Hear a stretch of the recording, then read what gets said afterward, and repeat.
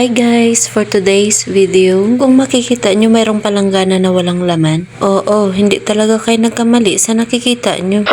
Syempre, dahil nga wala siyang laman, lalagyan ko yan para magkaroon ng laman.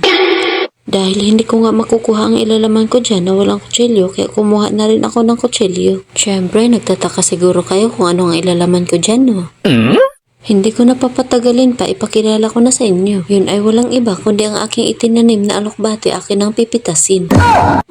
Kala nyo ano na ang pipitasin ko, no? Alokbate lang pala. Oh, no. Oops, wag na kayo mag-react dyan.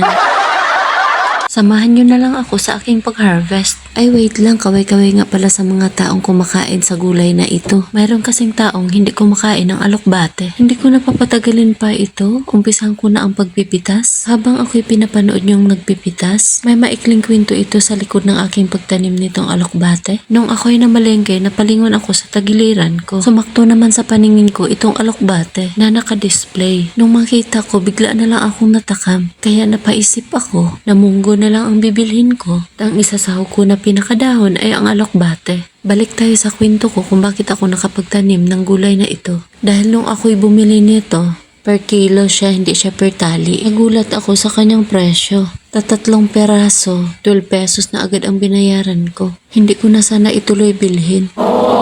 Kasi medyo may kamahalan siya. Kaso na pag-isip-isip ko, wala akong ulam kung hindi ko siya bibilhin. O diba, biglang gumulo yung utak ko. Oh, no. Sukat kasi ang mahal, nakakagulat ang presyo. Kaya nung ako'y pauwi na, nagtingin na ako ng lupa sa gilid-gilid para makakuha ako ng lupa at maitanim ko. Kahit sa paso lang. Kaya ito na, nagbunga na yung aking itinanim. Nakalibre ka na, wanto sawa ka pa. Basta may tiyaga ka lang talaga sa pagtatanim. Kahit sa paso lang yan. Talagang bandang huli, meron ka talagang aanihin. Kita nyo naman ang lusog-lusog. Malusog pa sa nagtanim.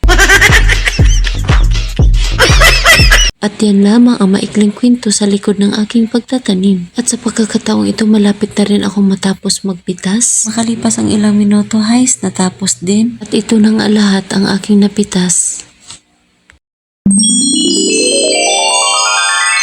Wow! That's all.